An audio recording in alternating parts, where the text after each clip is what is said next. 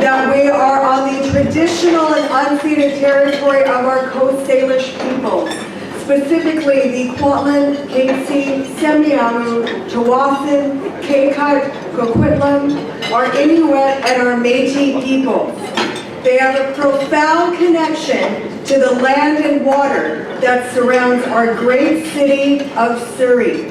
And they are our economic partners in driving our economy forward today and tomorrow. Thank you so much for allowing us to be on your land. Everyone, events like this simply would not happen without sponsorship support. And I want you to ensure that you give them a great round of applause when you hear their names, because they are amazing economic development partners. First of all, our co-presenting sponsors, the BF Group of Companies.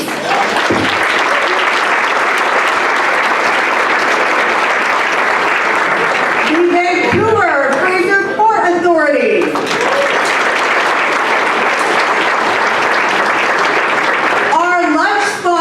BD.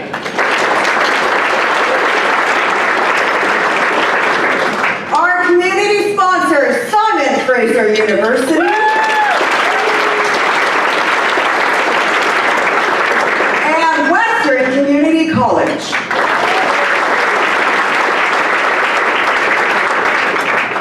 Our ongoing progress partners of the Surrey Board of Trade are the Chambers of Commerce Group Insurance Plan, represented by S&F Benefits, the law firm of Faskin, and also Western Community College. Thank you so much.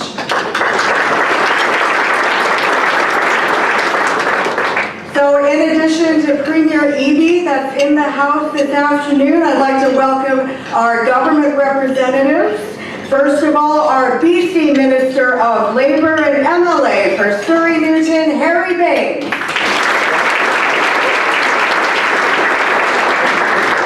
Our BC Minister of State for Trade and MLA for Surrey Fleetwood, Jack Uprar.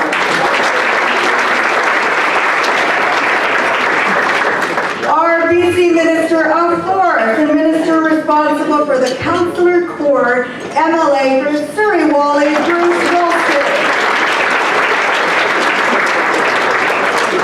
BC Minister of Education and Childcare and MLA for Surrey Green Timbers, Rajna Singh. MLA for Surrey Panorama, Ginny Stibb. The Mayor for the City of Surrey, Brenda Locke.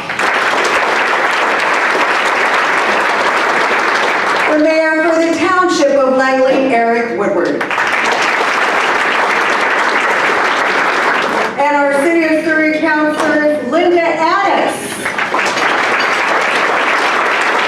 Mike Bowles. Doug Elford. Pardee Cooper. And Rob Scott. And our honorary consul for Sri Lanka, Jim Bennett. Thank you so much for being here today. You know, I would really be remiss before we continued with the program not to recognize what happened yesterday.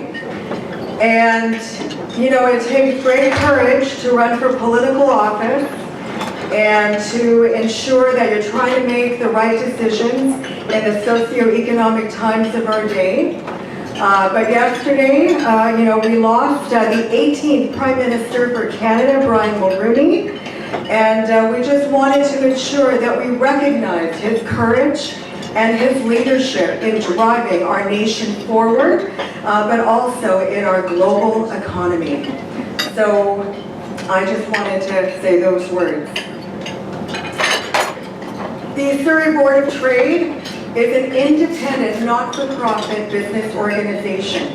We're a concierge of business connection through a diversified service portfolio. We're one of the top 5 Chambers of Commerce, Boards of Trades in Canada. There's 430 of us. And to tell you a little bit more about us and our great city of Surrey, turn your attention to the screen.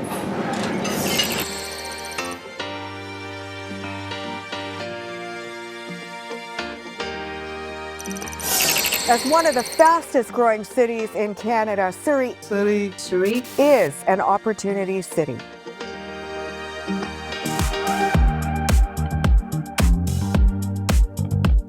The Surrey Board of Trade is the concierge of connections. My name is Dr. Paul Gotra. I am founder and CEO of Simtech Green Energy.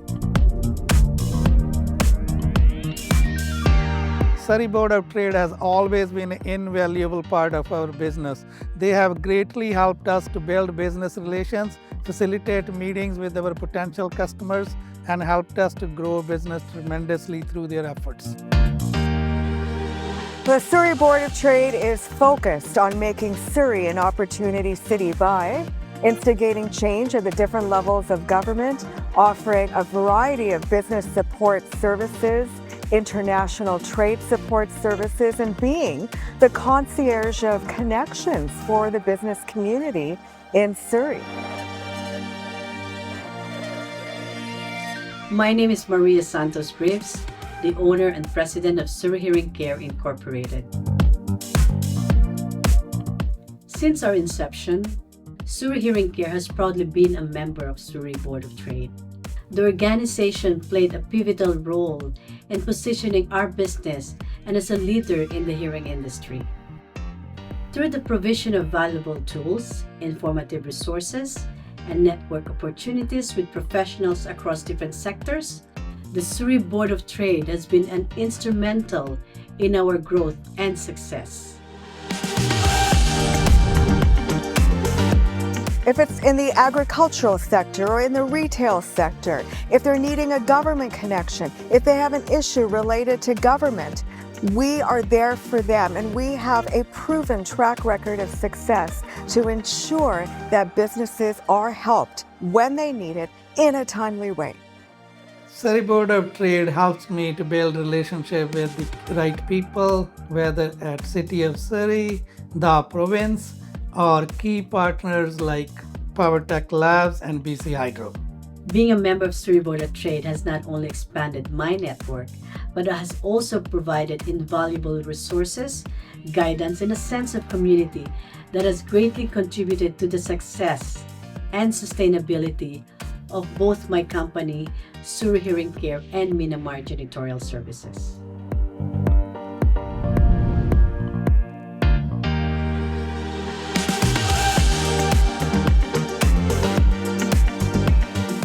If you are interested in growing your business, Surrey Board of Trade is an invaluable resource for networking and collaborating with the community and other businesses. So whether you're a small business or a medium-sized business or a large business, starting out or expanding, we have the connections. We have the resources to ensure that you have what you need during your journey as an entrepreneur.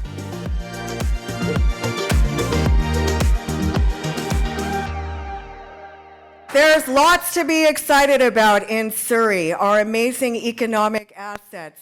And one of the foundations in driving our economic assets is our development industry. Please help me welcome the Vice President of Land Development at Beatty, Mr. Jason Tonin, for his sponsorship remarks.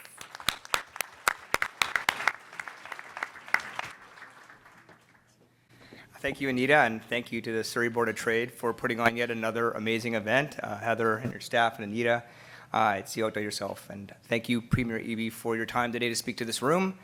I do have about 2 minutes to talk about BD, but I know you're not here to listen to that. So I will say that BD is one of the largest industrial and residential developers in the province.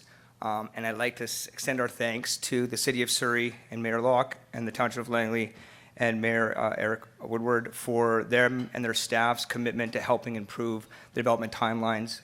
Also want to thank Premier Eby and his ministries for working on collaborating with municipalities as well as his own internal development processes and oversight to reduce red tape so we can bring more space for the residents and the businesses of British Columbia. That's it, guys, and hope you enjoy the afternoon.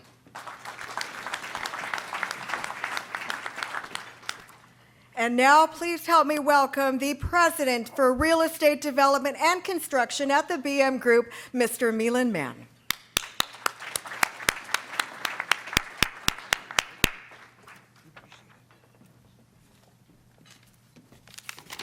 Thank you, Anita. As she mentioned, I'm Millen Mann, President of Real Estate Development and Construction at the BM Group of Companies. On behalf of BMG, we're honored to be the co-presenting sponsor of today's event. As a longtime member of the Surrey Board of Trade and a supporter of many of the events over the years, events like this help us strengthen our community to the community we live and operate in. So thank you for allowing us to speak to you today. The BM Group represents a portfolio of over 20 companies grounded in construction, from abatement and demolition to structural restoration, waterproofing and roofing, to materials supply division consisting of structural steel fabrication, precast, and ready-mix supply, all the way through to real estate development and construction. So ultimately, we interact with the construction industry from every stage of a project's life cycle.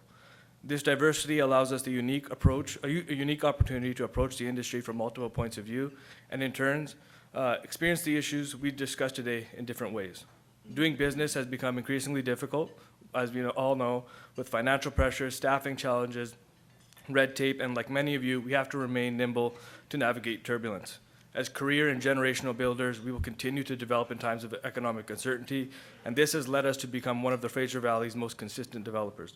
However, the inconsistencies perhaps between levels of government have made this job a bit challenging, but nevertheless, we're here to strive through the times.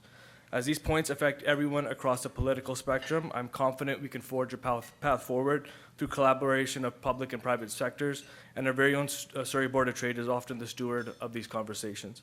So at this point, I'd like to appreciate Premier Abey's time today in sharing his outlook on the economy, and I hope to find opportunities to position my organization to better serve our community. As I conclude, I'd like to thank you all for your time and enjoy the rest of your day. Thank you.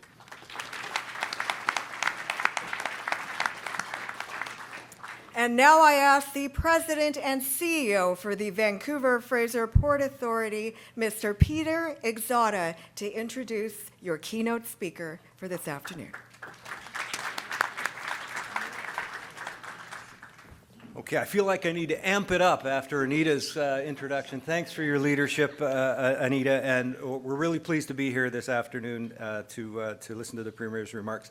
I do want to also echo Anita's comments and acknowledge with gratitude that we're gathered on the traditional territories of the Katzie, Kwantlen, Semiahmoo, and other Coast Salish people.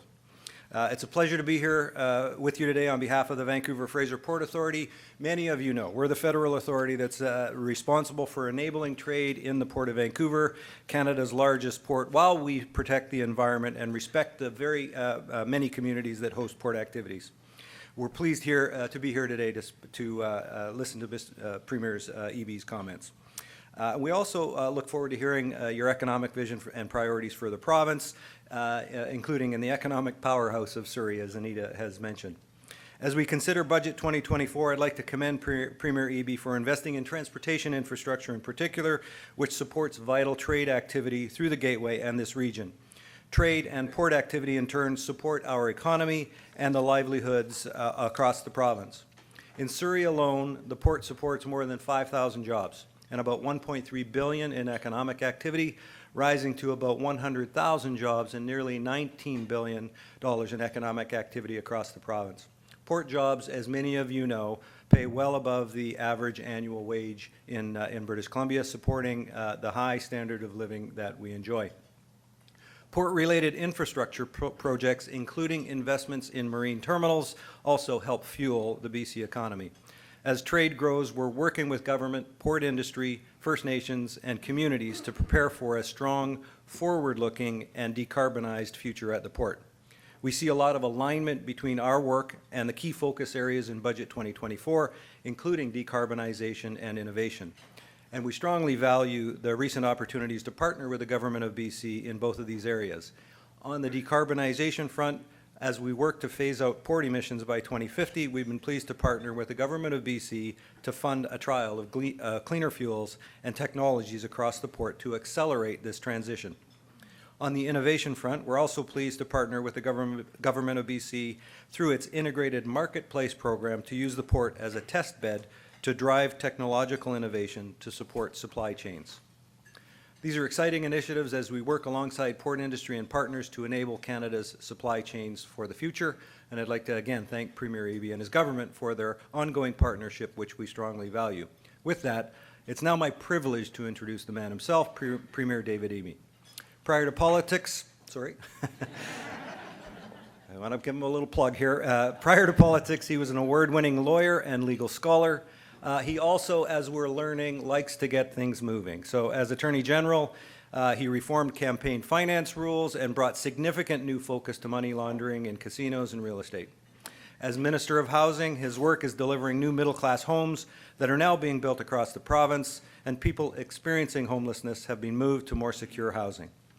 As BC's 37th Premier, Premier Eby work has included delivering more homes to British Columbians, including the recent launch of BC Builds, work to strengthen the public health care services and continuing to attract and retain doctors and nurses, introducing new measures to address carbon emissions, work to deliver skills training, and a strong focus on reducing costs for all British Columbians. He's got a heavy agenda. I'm looking forward to hearing from him. Everyone, please now join me in welcoming Premier David Eby.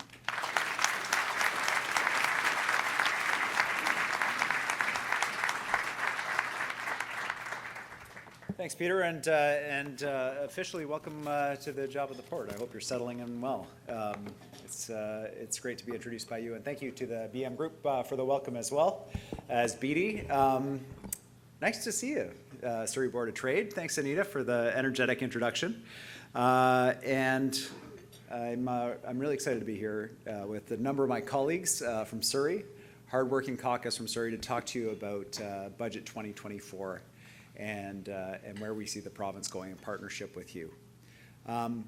Budgets and provincial economies are the subject of external forces that are often not within our control. You know, when I wake up in the morning, I pray that someday there'll be a premier that gets to experience, you know, David Eby era Canucks performance with John Horgan era interest rates. I mean, that would be the sweet spot. Someday.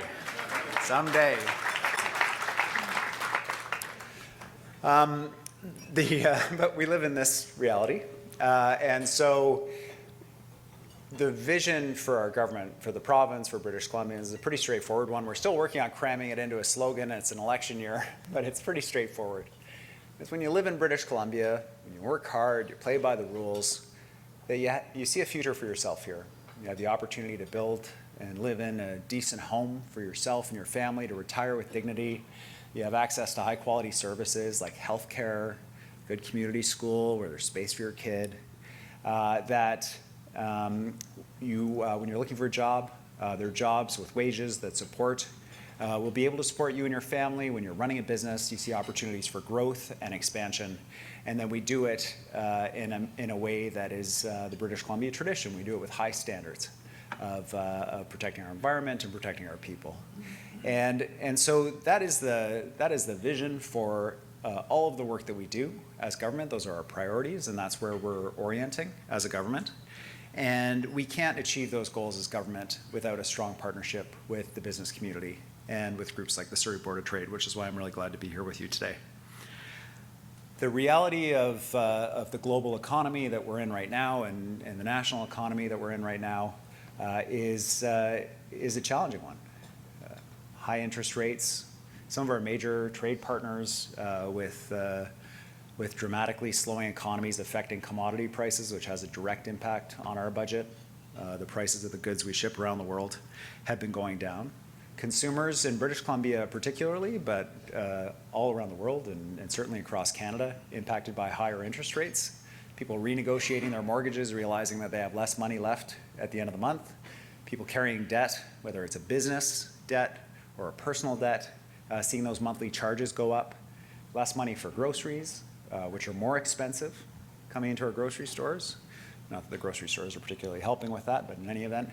In addition to all those other pieces that they face, in our province, the population has been growing at an incredible pace.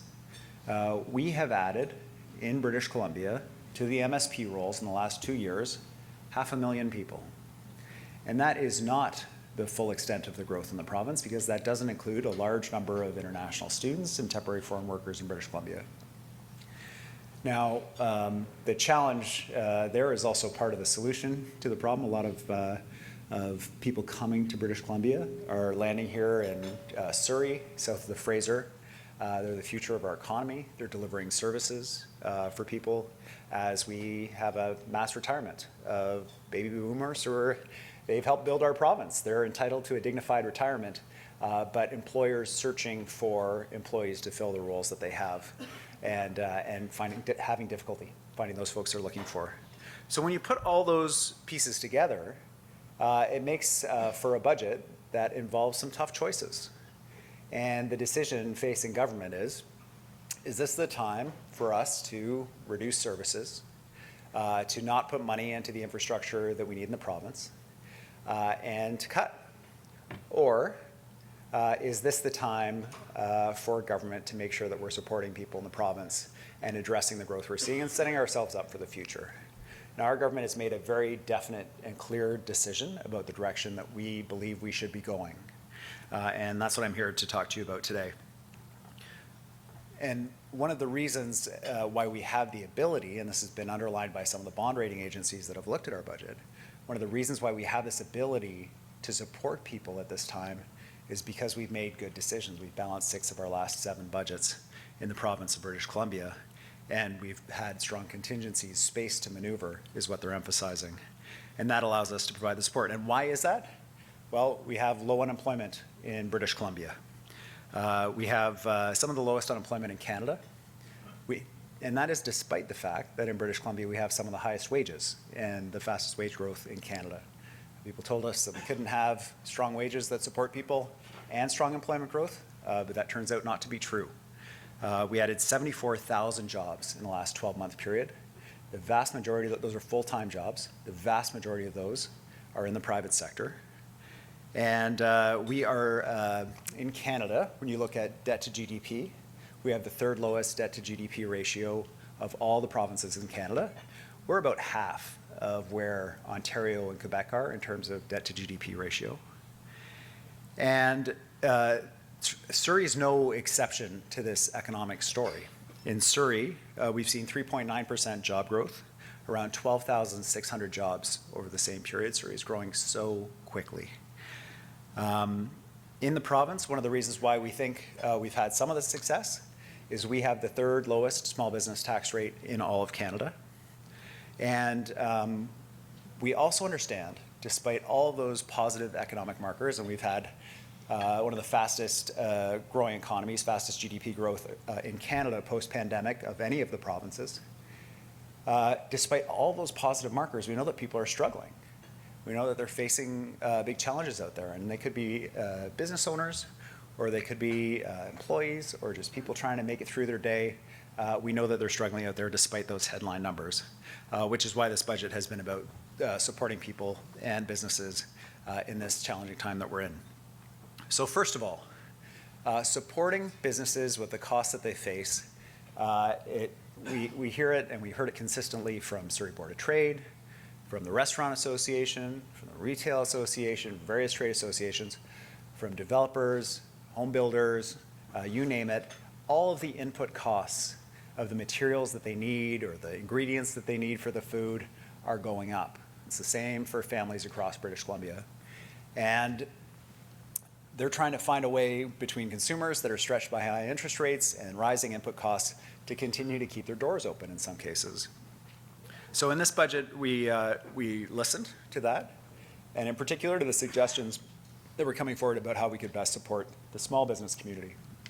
And in this budget, we made the decision that we would eliminate the employer health tax for businesses with payrolls of $1 million or less, and cut the employer health tax for businesses with payrolls of $1.5 million or less. And those numbers reflect 90% of the businesses in British Columbia that are either going to see an elimination of their employer health tax entirely or a significant reduction in their costs. And that makes a difference because it's effective immediately as soon as the budget passes. That makes a difference for them immediately, which is when they need the support. We also know that every bit counts, and one of the big advantages that we have in British Columbia is affordable energy costs when it comes to electricity. And so to leverage that advantage and encourage British Columbians to continue to look to electricity for their energy needs, which creates jobs here in British Columbia, which supports British Columbians.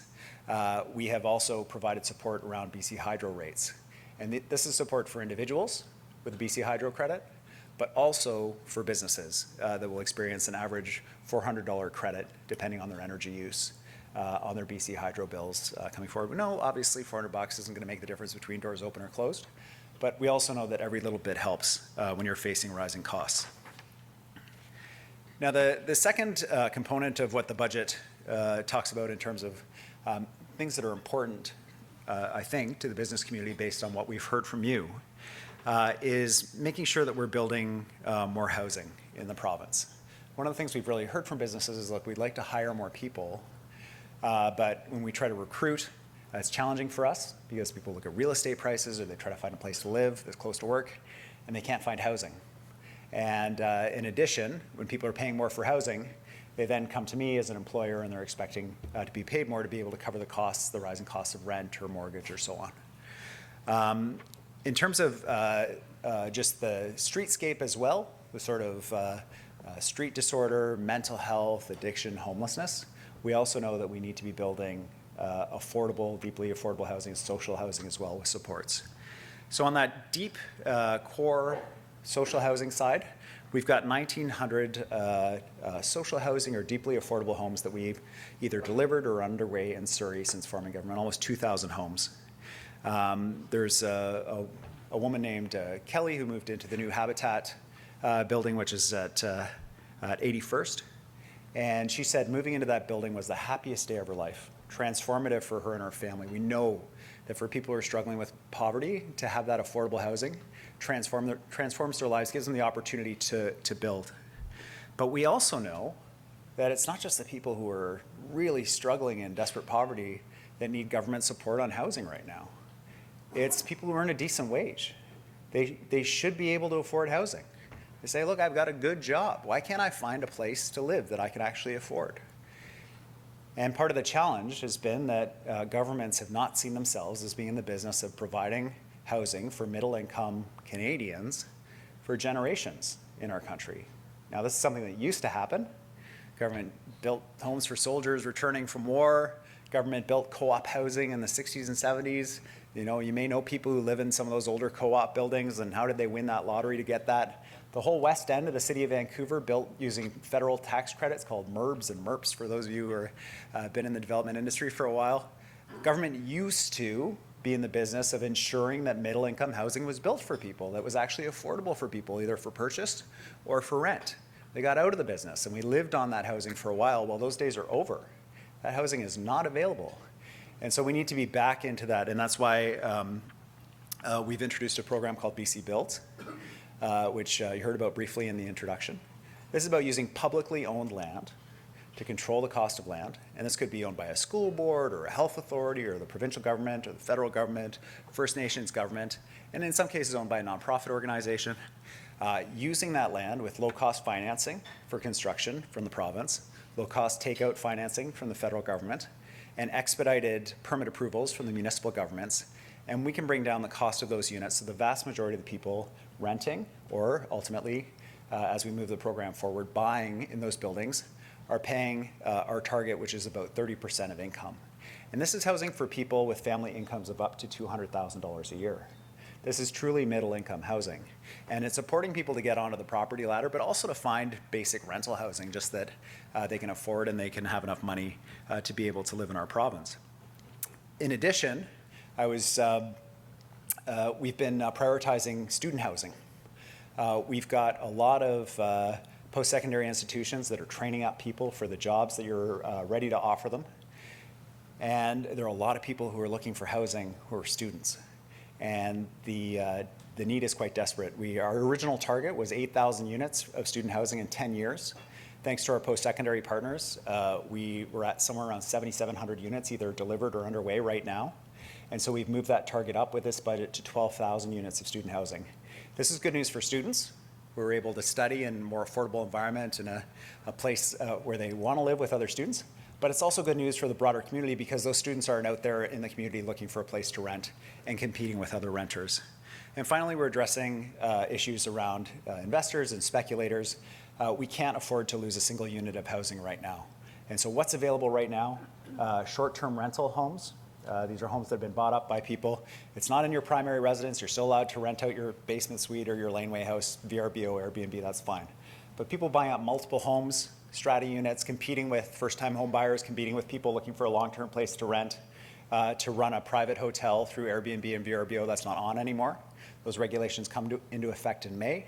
And also this budget introduces a flipping tax.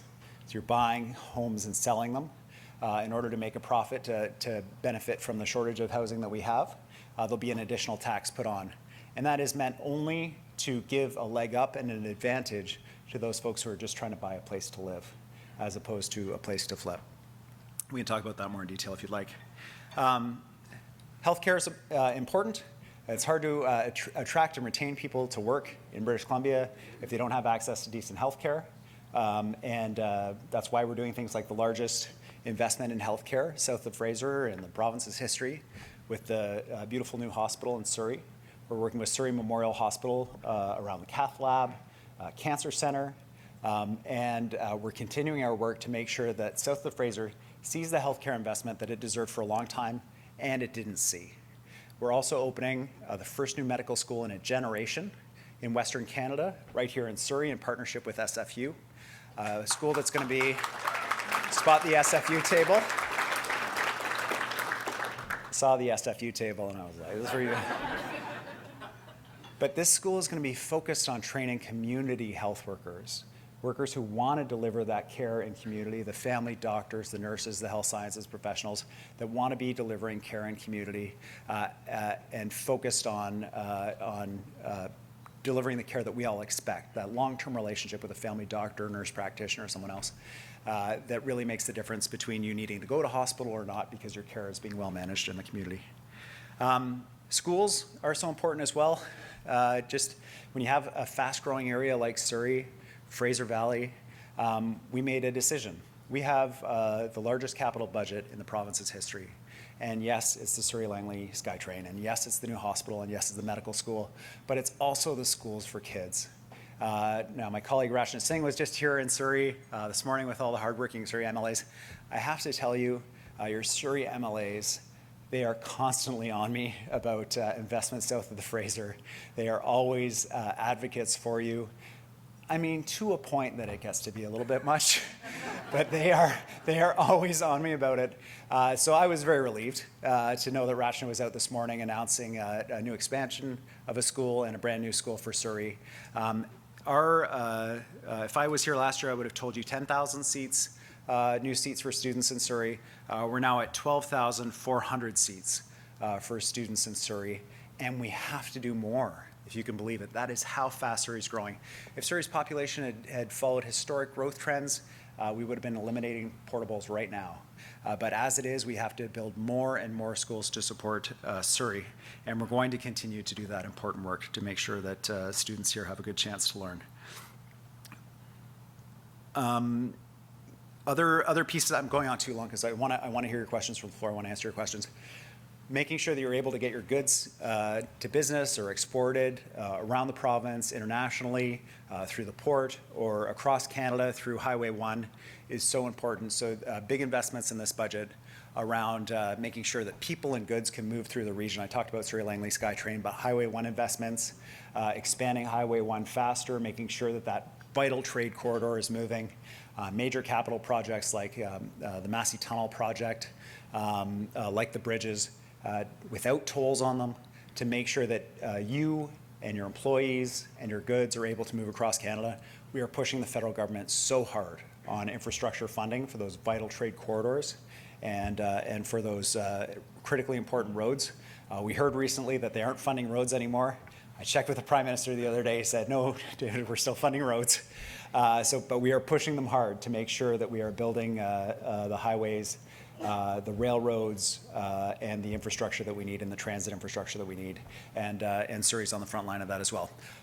I will wrap it up there. Thank you very much for having me. I'm excited to hear your questions, and I'll pass it over to Anita to facilitate that part of the afternoon. Thanks again.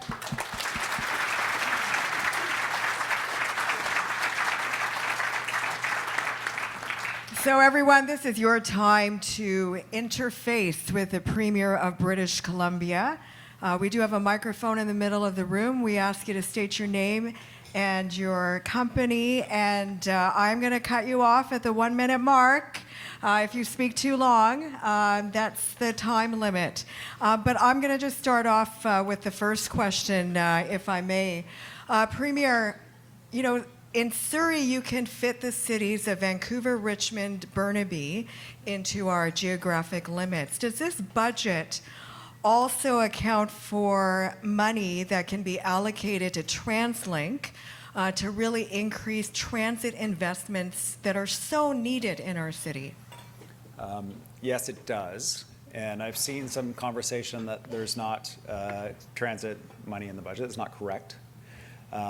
Outside the TransLink area, $240 million, $280 million for BC Transit, because getting around in rural BC is critically important for people. And I guess Victoria would be surprised to hear themselves described as rural BC. But the non-TransLink area is supporting us like 300,000 plus additional hours of bus service, including rapid bus outside of the TransLink area. Inside the TransLink area, we're in conversation with the mayors right now about our shared responsibility around funding TransLink. We put $500 million into TransLink through the pandemic period so they could keep the routes going and so that they wouldn't run out of money and have to start cutting routes. That's what they did in Ontario. They started cutting routes because they couldn't fund transit. And now that everybody's back to traveling, they're in a huge problem. We had the fastest recovery post-pandemic of transit, thanks to our partnership with TransLink to keep them moving through the pandemic and afterwards. But we also know they still have that critical funding gap, so we're working with the mayors on that. Okay, to the audience. Go. Premier Abey, Gerard Bramo, CEO of the Centre for Child Development of the Lower Mainland, a past chair of the Board of Trade, proud representative of SFU Community Advisory Council, and also various health community partnerships, including Surrey North Delta Division Family Practice. Great to see you. Thank you for your presentation today, and great to see you here in Surrey. And as Anita would say, Surrey's open for business, and it's really wonderful to hear the investments that you're talking about. I wanted to open with a thank you, frankly, which I don't often get to do on this mic, which is say thank you very, very much for all the investments you indicated. Thank you for the investments for child development centers across the province, where your government has invested significant new funds to support kids with disabilities, kids with support needs, in ongoing funding, not just one time only. So I want to give you a round of applause for that.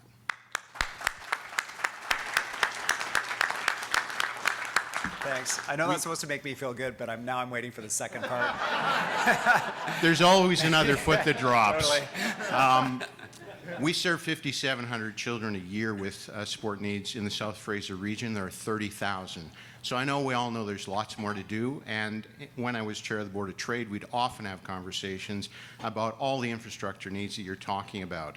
The question for you, because I know Anita will give me the hook in a minute, is essentially, what more can we do together with you? The Centre for Child Development is open for business. We have land. We'd love to put up housing. We'd love to put up more child care. Your ministers have been very supportive. Let's get it done together. Over to you, Premier. Oh, right on. Yeah, absolutely. Thanks so much. Yeah, there are lots of opportunities for us to partner on support for kids, and that includes childcare. Some of our biggest challenges are around the childcare workers, as opposed to the sites, and making sure that we have the workers who are trained and certified and ready to go to work in childcare centers and are willing to take the job. So some of our recent work has been just about boosting the wages for childcare workers to get them into those positions, as well as creating additional training spaces for childcare workers. But absolutely, I think there's great opportunity for us to build more spaces. So I'll check in with my staff.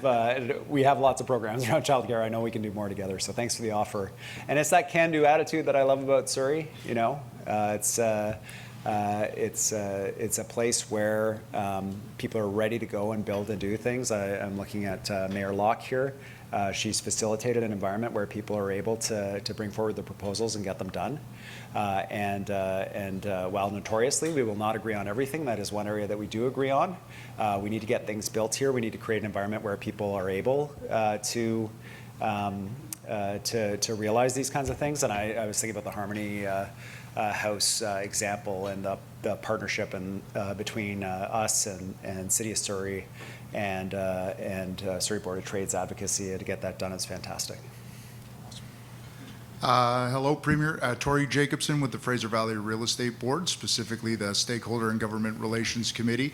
I'm going to be equally appreciative, but without the hook at the end, and just to give you a shout out and to say thank you to Minister Callon and his team in the sense of how collaborative that they've been with us in terms of conversations and dialogue around housing initiatives that your government's considering, and we're really honored to be at the table. It's a fresh change, so thank you for that. Oh, that's great. I'm glad you're there. Wanted to just ask you quickly about transit-oriented development.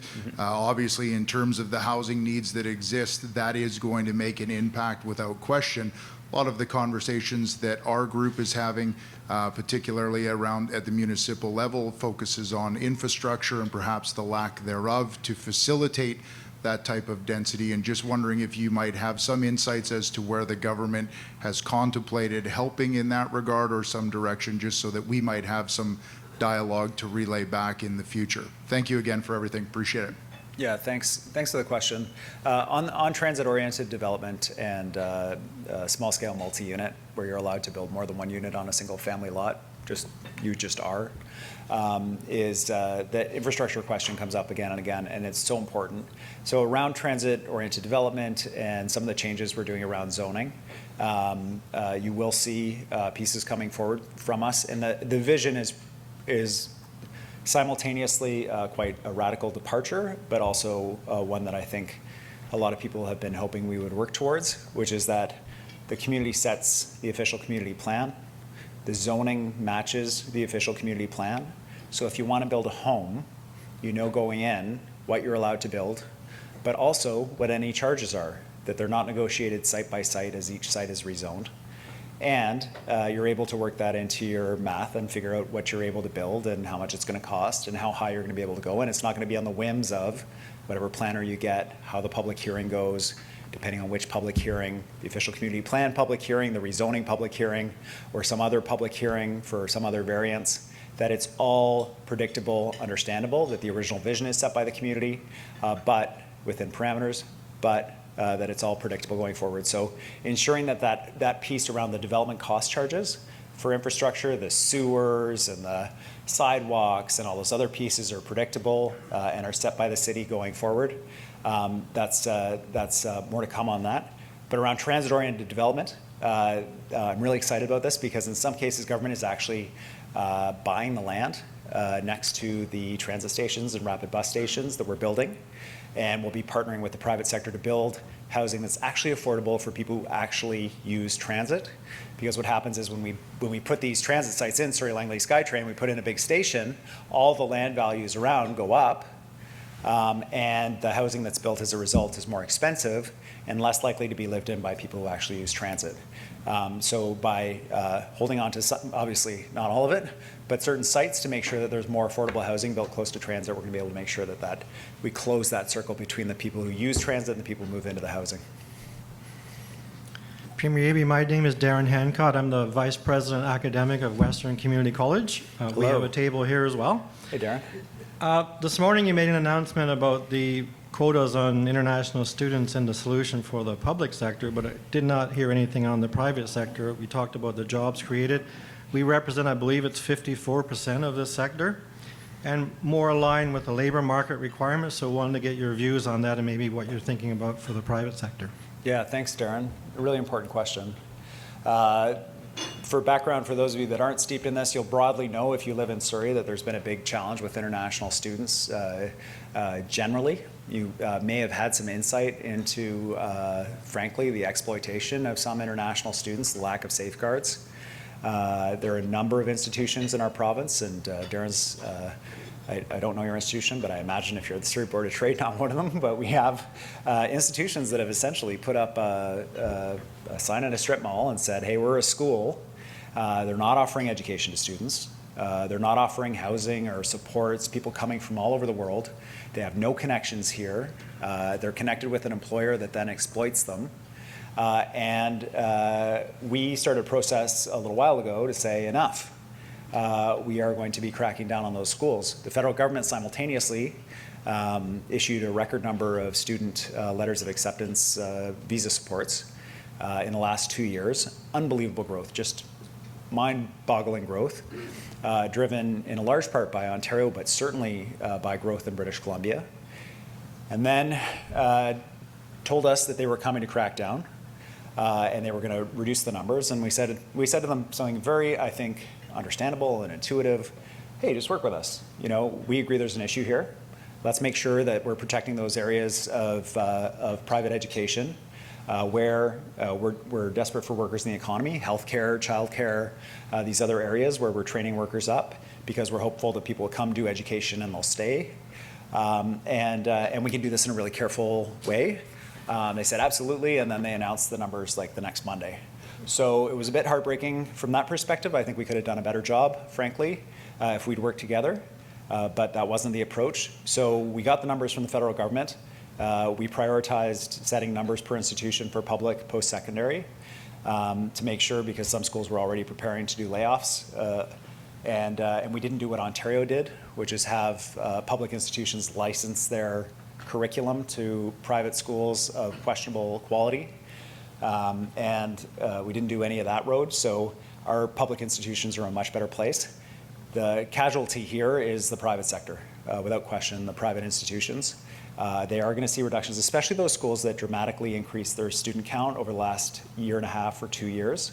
They're going to see a big reduction in the number of students that are allowed under what the federal government has permitted. And that is where we're at. Next. And you want to keep it very brief. Yes, thank you. My name is Karen. I get to represent Kids Play Foundation. I've got my colleague Agangsha in the back. She recently immigrated to Canada 2016, joined Kids Play 2017, has done phenomenally well, and now she oversees projects throughout the world.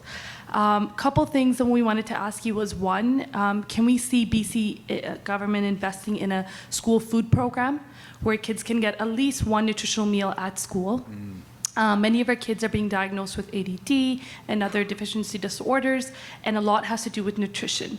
So when parents are coming to us with the kids that we're working with, especially newcomers and those that come from war-ridden countries, these kids are not kids that can just sit and focus at school. So sometimes they're loud and they're obnoxious and they're jumping around and doing other things. So many a times they're directly being diagnosed. When we have these conversations with our healthcare providers, pediatricians on our team and family physicians, they said, yes, that is also a problem. They also see that kids are far too quickly being diagnosed because it is an easy solution. So we're wanting to see if that's something we can do. And additionally, with the drug use in teenagers and drug distribution in teenagers, Victoria Police Department released a statement as well. This has been going on for years and years. First time I heard it was 2016, when kids were being recruited off of their own basketball court. And we're here to provide services. There's a variety of organizations in this room, and not just Kids Play, trying to accomplish this. But I think an investment in the nonprofit sector, some support where we can actually get in and get these kids before they can, because unfortunately, they're far well equipped than any of us are to support our kids. So we've lost too many, and we're really, really hoping that we'll see BC be at the forefront and other provinces then take this on as well. So thank you. Yeah, great. Thanks very much for your question. So the good news is yes, this budget includes a provincial, province-wide breakfast program for kids. These breakfast programs vary district to district, and so we initially looked at, okay, well, let's do a uniform breakfast program, government breakfast program for all the school boards, and we reached out and said, what do you think about this? Expecting everyone to be really happy about it. And they said, whoa, hold on, we've got this amazing program, and there's local businesses who donate this, and we got volunteers who do this. We spent years building these networks. Please don't impose a central government breakfast program on us. Just give us some more money and we'll expand the program that we have. So that's what we did. So each program looks a little bit different from school board to school board. Rashna and I were visiting, I can't remember the name of the school in Surrey here, visiting their breakfast program that's run for a number of years. They've been able to expand it because of the program. And you're right, I mean, it's transformative for these kids that one of these kids said, oh, you know, this is where the love is because this is where the food is. And it was like, just a little kid just eating his breakfast, and I was like, that's like one of the most profound things I've ever heard. It was just such a moving thing, so you're right. And around that kind of overdiagnosis of kids with ADHD or whatever behavioral problems in school, one of the issues we've had in our schools is there are a lot of kids with different learning challenges that come into the classroom, and the teachers are like, want to help, can't help, like don't know how, we don't have all the specialist people that we need, and we don't. And so what we've introduced in the budget is some money around early screening by teachers, that we're training teachers to be able to do early screening to identify learning difficulties that kids have very early on, as well as training for teachers on evidence-based responses to those learning challenges to support kids in learning how to read, like for example with dyslexia. So that they're able to incorporate within the daily classroom, because then they know what challenges the kids face, and they can tailor their teaching to meet the needs of those kids, so the kids aren't struggling and then acting out in different ways. On the gang piece, we have the ERASE program, which is critically important across schools. And I think I recall your suggestion last year was a very similar suggestion. I think there's always room for us to partner with nonprofits in supporting kids, and we are in a number of different ways. But we're for our anti-gang efforts, we've been really focusing on seizing the property of gang members and the proceeds of crime, the reasons why people are attracted into gang lifestyles. We've had some good success on that, everything from the Hells Angels clubhouses to vehicles and homes and other pieces, which we're going to continue to do and expand at the kind of higher level of these operators. And we're also looking at other ways that we can make life more difficult for people at the mid-level of these gangs around, I don't want to get into too much detail, I don't want to make any announcements today, but Minister Farnworth and his team are looking at this because, you know, I saw the shooting in White Rock, which was, I don't know if you saw that video, it was just like incredibly alarming and disturbing. And it's pretty clear that our existing tools need to be expanded to really go after this activity. And it requires cooperation between police and government and nonprofit sector and educators and so on. So I thank you for being a part of that solution. Thanks.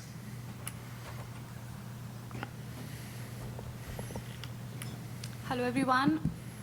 Hi, thank you, Anita. And before I start my request or the question, I would request all of you not to use your phones, because there is something I want to share, and maybe if you don't use your phone, then you would be part of it, and maybe you can be a part of the request as well. And you're all on board with our cell phone ban for schools, I see. That's good.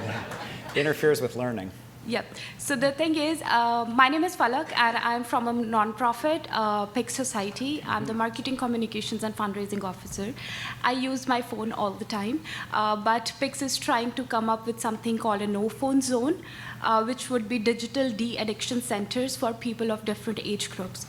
According to a recent study that we saw, on an average, a Canadian used their phone. Can you guess how many hours a week?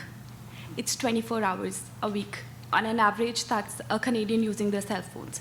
We want Surrey to step up, BC to step up, and join hands with PIC Society for us to be able to set up the no-phone zones, or we can call them digital de-addiction centers, so that people can go there, talk to each other, maybe read books.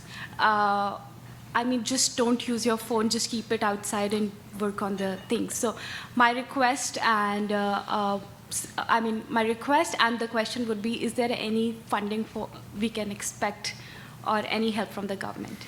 Okay, thanks for the question. And thanks for the suggestion. I was just thinking about how much I use the phone. I'm like wondering, I'm thinking it's definitely more than 3 hours a day. I think 24 might be a target for me as opposed to an indictment. I don't know if anyone else sounds like other people might be in that boat as well.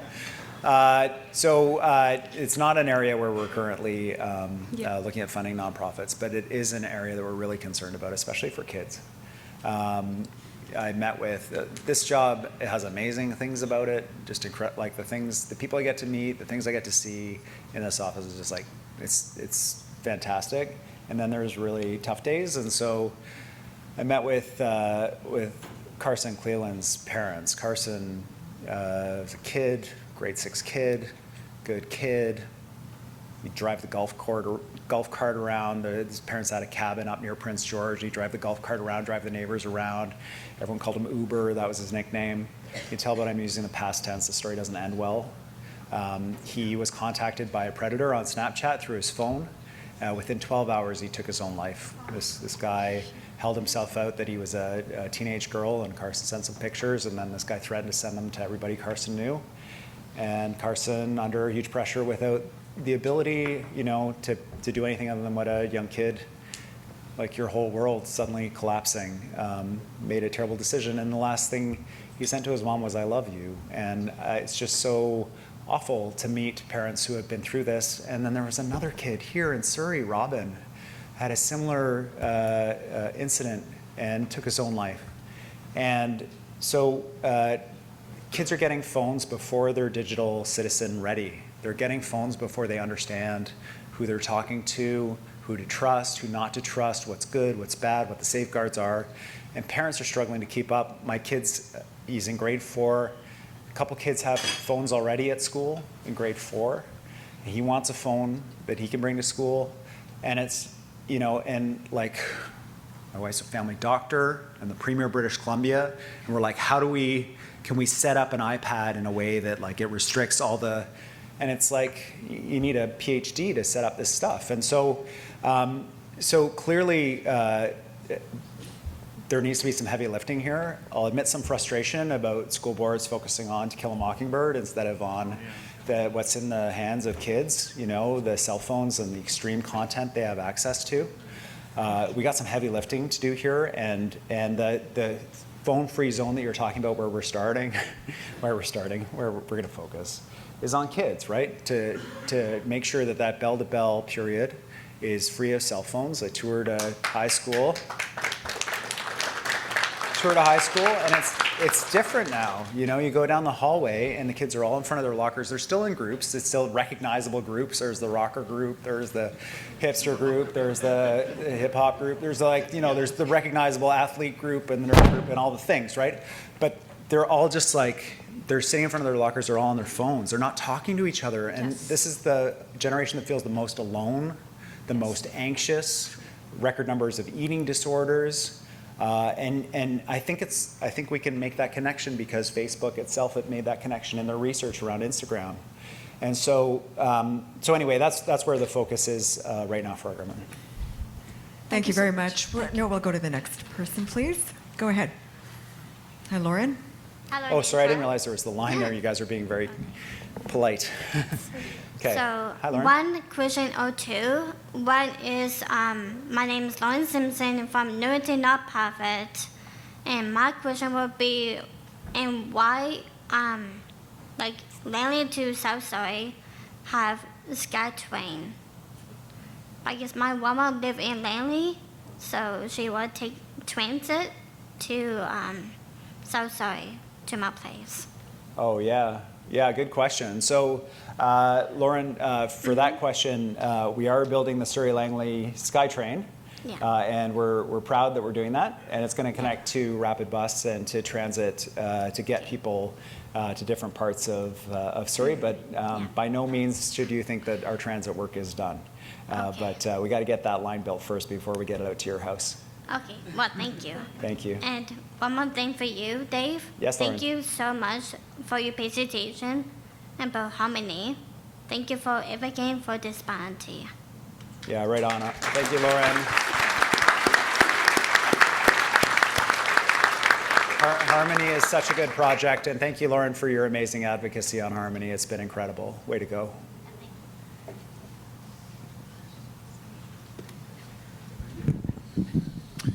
Apologies, I have my question on my cell phone. No, that's okay. No. This counts towards your time.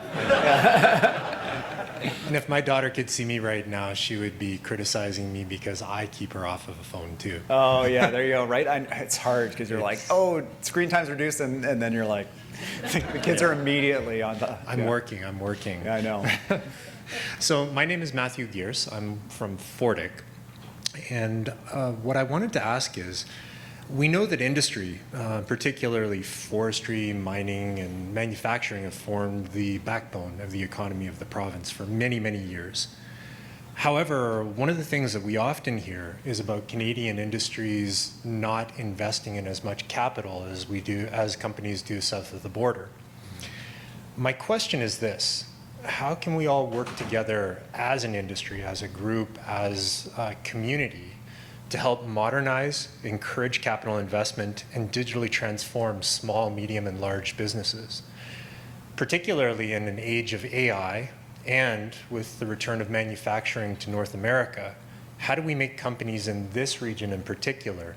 And you can go to any industrial park in this area and you'll see lots and lots of manufacturers, companies that you don't even know are there, that are producing amazing products. How do we work to make them even more competitive on a global scale? Yeah, great question. Thanks so much. Curious about what your company, but I'll get right into it. So there's a couple components from the provincial level that we see where we can provide support. One is just around the direct acquisition of the equipment to be able to do the advanced manufacturing. And so we established a fund called the Manufacturing Jobs Fund. And this is about supporting companies to buy equipment that will allow them to expand or to modernize, increase productivity, and particularly focused around resource sector, getting more jobs per tree, using wood products here to manufacture different things. Williams Lake, there's a $75 million mass timber facility called Massive.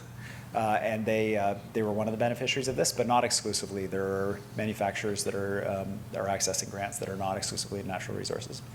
The second is industrial land. So if you want to be a manufacturer, you want to do manufacturing, you got to have access to a place to do it. And this is an issue that's been raised again and again by Surrey Board of Trade and others. And so one of the pieces that we're looking at is how do we allow more agricultural processing on agricultural land and then free up that land that's in industrial parks around that is currently involved in food processing. And having that closer to the farmers, giving farmers more opportunity for income to realize more value from their crops, but also freeing up industrial land close to city centers for manufacturers to hire the people they need. Those are a couple components of what we're working on. Happy to hear suggestions from you as well around other initiatives we can bring around capital investment. Cool. Perhaps we can talk Yeah, after. we're done. Thank you. Thank you. Oh, thanks. Yeah, that could have been a disaster. Thank you. Hello, Premier Eby. Thank you so much for being here today and your presentation. We keep talking about clean energy and moving towards electricity, but since it takes a minimum of 15 years to build a hydroelectric project and Site C is just underway, where are we going to get this electricity because the grid cannot handle it? Yeah, thanks. Great question. So one of the big advantages that we have in British Columbia, and I didn't fully realize how big an advantage it was until talking to major employers looking at relocating to British Columbia, is our cheap, clean electricity. And it is very affordable compared to other jurisdictions in Canada and around the world. And also our grid is near zero emission and will be zero emission soon. These are things that sometimes we take for granted as British Columbians, and we shouldn't because it's huge. The question, though, is a really important one because we don't have enough capacity in our system to do all the things that we'd like to do. There are huge economic opportunities available to us in the hydrogen sector, in the mining sector, and various manufacturing sectors, if we're able to provide electricity. Just one example in Maple Ridge, 450 jobs, the E1 Moly battery manufacturing plant. This is batteries for handheld equipment, medical devices, that kind of thing, not for vehicles. They need, I think it's 100 megawatts, 150 megawatts. That's a lot of electricity for that one plant.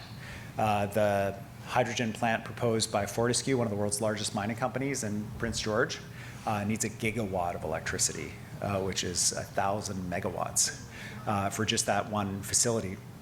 And so with those kind of timelines, 15 years for Site C, 10 years for a transmission line. And 10 years sounds like a long time for a transmission line. The UK is trying to get to 10 years, so we're trying to shrink ours even further. We set up a task force with BC Hydro to answer exactly the question you've raised. Where are the holdups? Where's the red tape? Where's the process? What are the delays in bringing on more electricity faster? One of the areas we identified was all of the negotiations with various First Nations as you build a transmission line could be addressed, as well as major resource projects could be addressed if nations are economic partners in the project as opposed to their only opportunity to participate is during the environmental assessment process. And so we put $1 billion in a line of credit in the budget, borrowing facility, to guarantee loans to nations to be equity partners in major projects, including transmission lines. Another component around this was the fact that we need to call for, if you want more power, you have to ask for it. So we're doing the first call for power in many years, 1,000, I won't guess the number, a significant call for power, and then a commitment to industry for future calls for power at regular intervals to attract power developers to British Columbia. We have huge capacity for wind power, as well as other sustainable methods of power generation, backed up by our dams as big batteries. And happily, Alberta decided a couple days ago that they don't like wind power anymore. So they drew a big circle around the province and said, no wind power here. And so our energy minister immediately tweeted, hey, wind power developers, we have a call for power right now. We're going to have regular calls for power come to British Columbia. So come on over, it's fine. And we still don't have a tax on electric cars. And so we're encouraging them to come over here, but we have had a great response to the call for power, and we're going to do more. And we're looking at other options as well to increase electricity supply without putting the burden on ratepayers. We're below where the previous government had projected hydro rates would be, and the BC Utilities Commission was given an affordability mandate, will be given an affordability mandate to ensure that affordability is part of what they consider as they're approving these projects as well, because we don't want to load all these costs onto business as well. It's for the new businesses that are coming that are reliant on that electricity to cover some of that cost.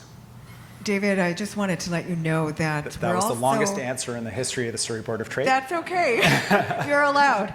We're also trying to make Surrey a hydrogen industry leader with firms like PowerTech, SimTech Manufacturing. So there's so many different ingredients in the overall Clean BC strategy as well, and working with the Hydrogen Center that the BC government has too. That's great. Yeah. To the microphone, please. Nikki? Hi, everyone. I also have my phone for my questions, so I apologize. Yeah, we all feel like smokers now, or like secretly. And I won't say how many hours I spend on my phone these days. Thank you, Premier Eby, for your words today, and for the effort that you've been putting in to move our province forward on a number of important issues, least of all which you've just talked about. So I work for an organization called Blueprint, which is focused on men's mental health and really looking to create healthier families and safer communities. A theme that's come up here today, and I'd like to point out, is really around prevention. We're often working to treat disease, illness, homelessness, addictions, and I'd really like to see us move upstream and invest in innovation and new systems so that we as British Columbians can live healthier and more fulfilled lives. You referenced Robin. I know him. I know of his family, and I think they might agree when I say that our saber-toothed tigers have changed, and I think we need to really get ahead of that. So I'd love to just hear what effort the province is making to look at systems change in those ways so that we can invest in more prevention as opposed to just looking at treatment. Thank you. Yeah, thanks. Thanks, that's a great question. So the place where we have, I think, some of the most important interactions with people in the province in terms of the future around mental health and addiction and other challenges is at school. You know, it's a place where there's a chance to support kids in helping them avoid really negative outcomes around mental health and addiction, gang life, we heard. The Minister of Education and her team, along with the Ministry of Mental Health and Addiction, have been working on support programs in schools, education programs in schools, supporting kids around tools that they can use to improve their mental health, crisis response tools. One of the things that Carson's mom asked me to do, she really feels if that Carson had known the helpline like he knew 911, that he would have called the number in his moment of crisis, and that person could have talked him through all of the protections that are in place to make sure that he was going to be okay. But because he didn't know that number and it wasn't available, she feels that that was a gap that resulted in his death. And so I took that really seriously. Our team at Government Communications is going to be working closely with schools to make sure that kids have access to this information so that they can call in crisis, they can reach out in crisis, and that we can prevent them having to show up in the emergency room, and also that they can have support a little bit earlier on from teachers in the classroom as well. If I may also, I think Please. there is an opportunity for parents and some work with fathers and mothers around the engagement that they have with children as well. And I mean, I did ask that question from a broader perspective as well around mental health. I think there's 3 silent killers: loneliness, silence, and isolation. And the phone comment fits into that. Yeah. We need to come together as a community and then, you know, really look to create change at that level. So Yeah. I'll leave it there. Absolutely. Thank Thank you. So we have 3 more questions from the audience, and then we're going to close it there. And we're going to ask the questions to be very brief and the responses to be brief as well.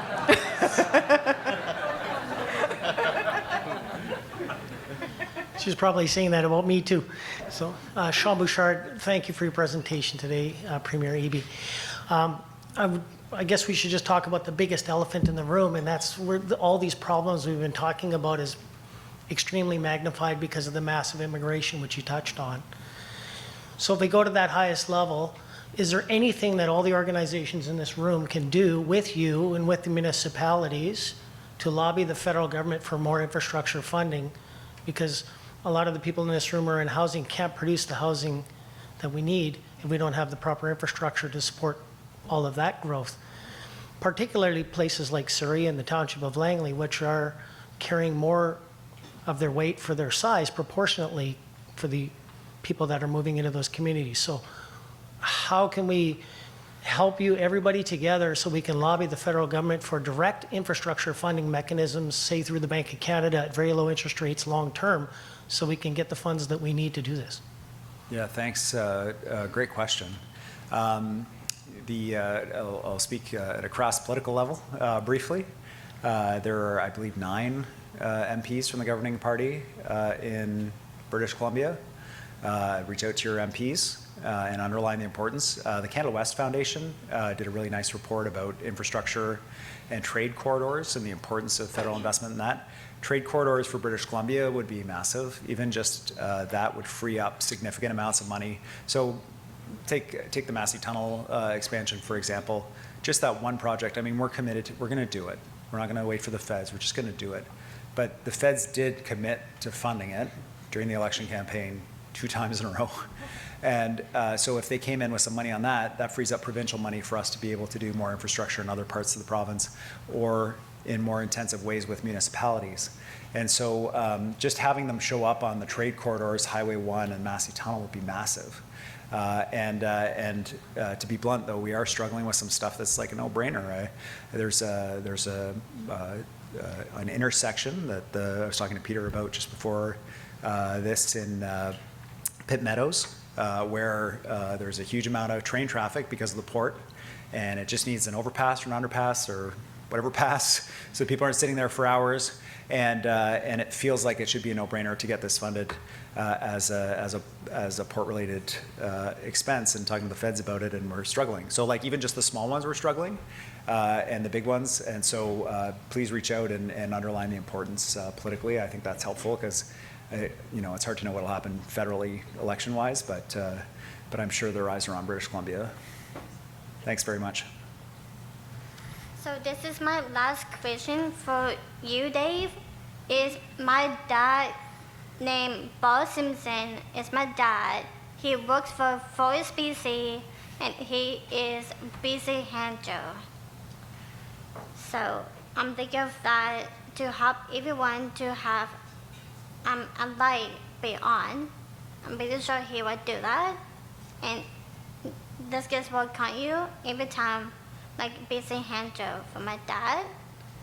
So this is my last one. Will be it's almost election day. It's October 18. Go out there and vote.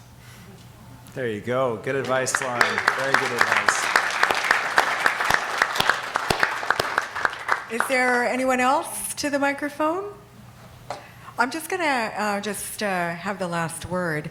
Yesterday the federal government made a momentous decision, and we're the only business organization that advocated for a national pharmacare plan that would save businesses.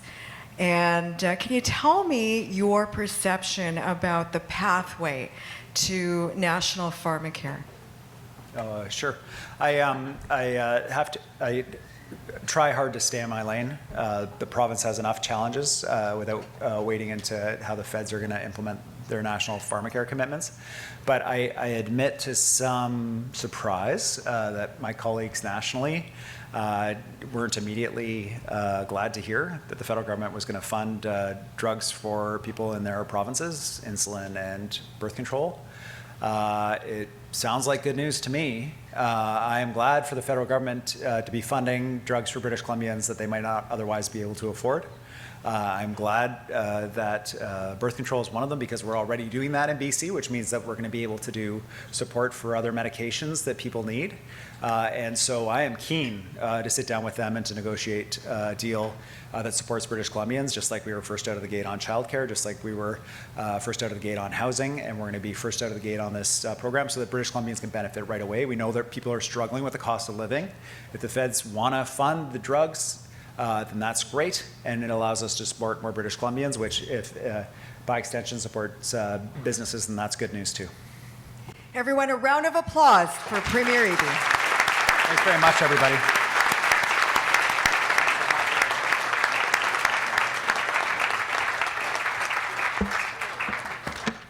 Everyone, we could have gone on and talked about so many topics as it relates to Surrey, but we will leave that for another time. Everyone, thank you so much to our co-presenting sponsors, the BM Group of Companies, the Vancouver Fraser Port Authority.